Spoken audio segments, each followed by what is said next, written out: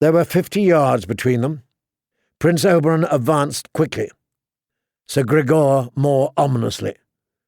"The ground does not shake when he walks," Tyrion told himself. "That is only my heart fluttering." When the two men were 10 yards apart, the Red Viper stopped and called out, "Have they told you who I am?" Sir Gregor grunted through his breaths. "Some dead man." He came on, inexorable. The Dornish man slid sideways. "I am Oberyn Martell, a prince of Dorne," he said, as the mountain turned to keep him in sight. "Princess Elia was my sister." "Who?" asked Gregor Clegane. Oberyn's long spear jabbed, but Sir Gregor took the point on his shield, shoved it aside, and bowled back at the prince, his great sword flashing. The Dornishman spun away untouched. The spear darted forward. Clegane slashed at it. Martell snapped it back, then thrust again. Metal screamed on metal as the spearhead slid off the mountain's chest, slicing through the surcoat and leaving a long bright scratch on the steel beneath. "Elia Martell, Princess of Dorne," the Red Viper hissed. "You raped her. You murdered her. You killed her children." Sir Gregor grunted. He made a ponderous charge to hack at the Dornishman's head. Prince Oberyn avoided him easily. "You raped her. You murdered her. You killed her children." "Did you come to talk or to fight?" "I came to hear you confess." The Red Viper landed a quick thrust on the mountain's belly to no effect. Gregor cut at him and missed. The long spear lanced in above his sword. Like a serpent's tongue, it flicked in and out, feinting low and landing high, jabbing at groin, shield, eyes. The mountain makes for a big target at the least, Tyrion thought. Prince Oberyn could scarcely miss, though none of his blows was penetrating Sir Gregor's heavy plate. The Dornishman kept circling, jabbing, then darting back again, forcing the bigger man to turn and turn again. Clegane is losing sight of him. The mountain's helm had a narrow eye slit, severely limiting his vision. Oberyn was making good use of that, and the length of his spear and his quickness. It went on that way for what seemed a long time. Back and forth they moved across the yard, and round in spirals, Sir Gregor slashing at the air, while Oberyn's spear struck at arm and leg twice at his temple. Gregor's big wooden shield took its share of hits as well, until a dog's head peeped out from under the star, and elsewhere the raw oak showed through. Clegane would grunt from time to time, and once Tyrion heard him mutter a curse, but otherwise he fought in sullen silence. Not Oberyn Martell. "You raped her," he called, fainting. "You murdered her," he said, dodging a looping cut from Gregor's greatsword. "You killed her children," he shouted, slamming the spear point into the giant's throat, only to have it glance off the thick steel gorget with a screech. "Oberyn is toying with him," said Ilaria Sand. "That is fool's play," thought Tyrion.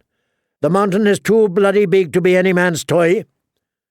All around the yard, the throng of spectators was creeping in toward the two combatants, edging forward inch by inch to get a better view. The Kingsguard tried to keep them back, shoving at the Gawkers forcibly with their big white shields, but there were hundreds of Gawkers, and only 6 of the men in white armour. "You raped her!" Prince Oberyn parried a savage thrust with his spearhead. "You murdered her!" He sent the spear point at Clegane's eyes, so fast the huge man flinched back. "You killed her children!" The spear flickered sideways and down, scraping against the mountain's breastplate. "You raped her! You murdered her! You killed her children!" The spear was 2 feet longer than Sir Gregor's sword, more than enough to keep him at an awkward distance.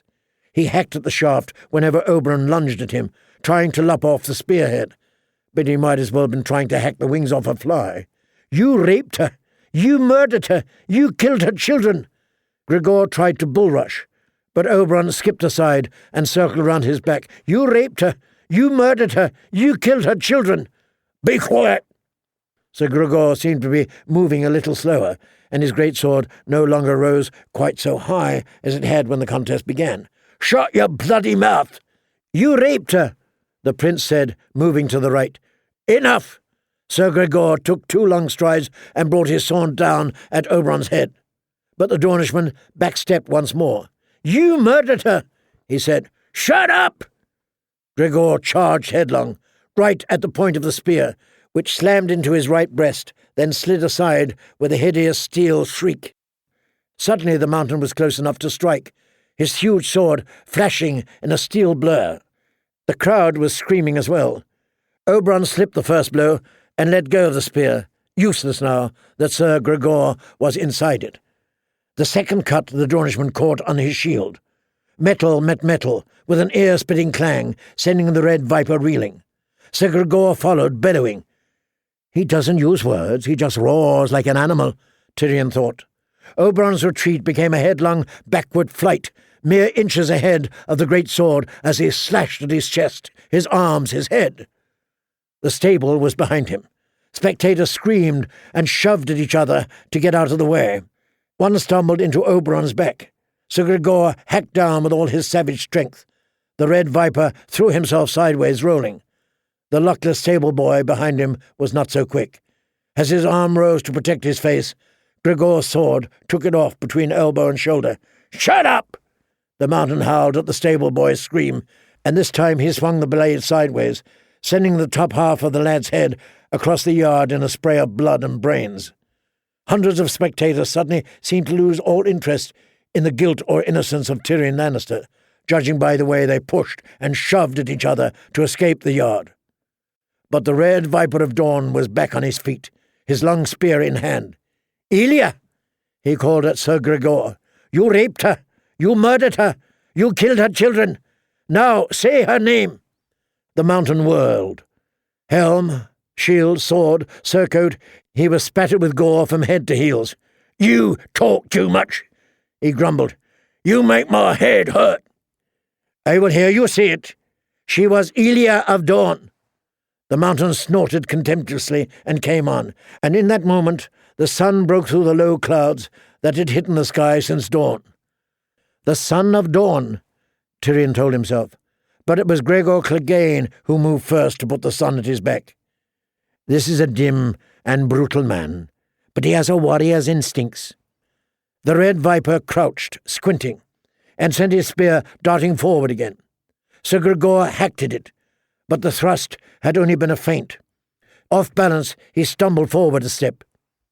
Prince Oberyn tilted his dinted metal shield. A shaft of sunlight blazed blindingly off polished gold and copper into the narrow slit of his foe's helm. Clegane lifted his own shield against the glare. Prince Oberyn's spear flashed like lightning and found the gap in the heavy plate, the joint under the arm. The point punched through mail and boiled leather.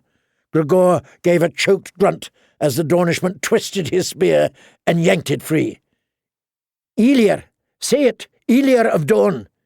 He was circling, spear poised for another thrust. Say it! Tyrion had his own prayer. Fall down and die, was how it went. Damn you!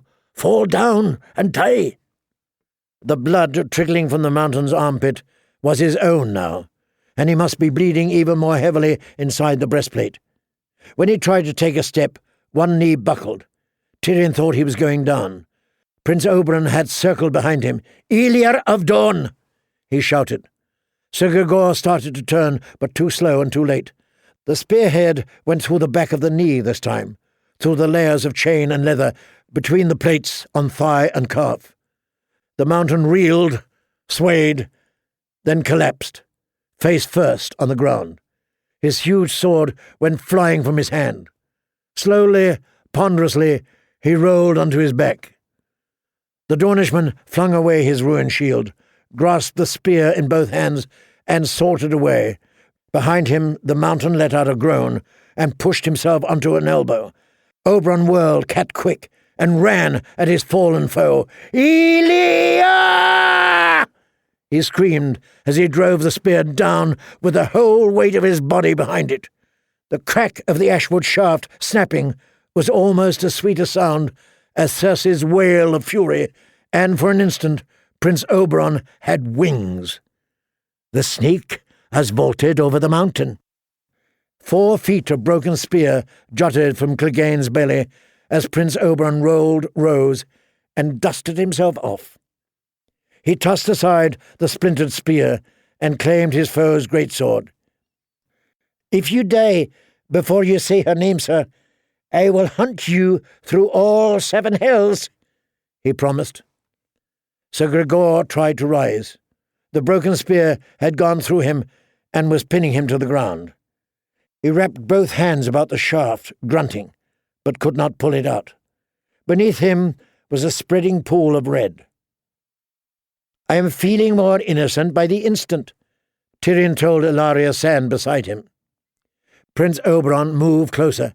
"Say the name." He put his foot on the mountain's chest and raised the great sword with both hands. Whether he intended to hack off Gregor's head or shove the point through his eye slit was something Tyrion would never know. Clegane's hand shot up and grabbed the Dornishman behind the knee. The red viper brought down the greatsword in a wild slash, but he was off balance, and the edge did no more than put another dent in the mountain's vambrace. Then the sword was forgotten, as Gregor's hand tightened and twisted, yanking the Dornishman down on top of him. They wrestled in the dust and blood, the broken spear wobbling back and forth. Tyrion saw with horror that the mountain had wrapped one huge arm around the prince, drawing him tight against his chest, like a lover. "Elia of Dawn," they all heard Sir Gregor say when they were close enough to kiss, his deep voice booming within the helm. "I killed her screaming whelp." He thrust his free hand into Oberyn's unprotected face, pushing steel fingers into his eyes. "Then I raped her." Clegane slammed his fist into the Dornishman's mouth, making splinters of his teeth. "Then I smashed her fucking head in like this."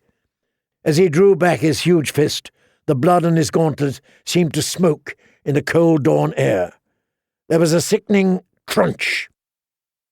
Ilaria Sand wailed in terror, and Tyrion's breakfast came boiling back up. He found himself on his knees, retching bacon and sausage and apple cakes, and that double helping of fried eggs cooked up with onions and fiery Dornish peppers. He never heard his father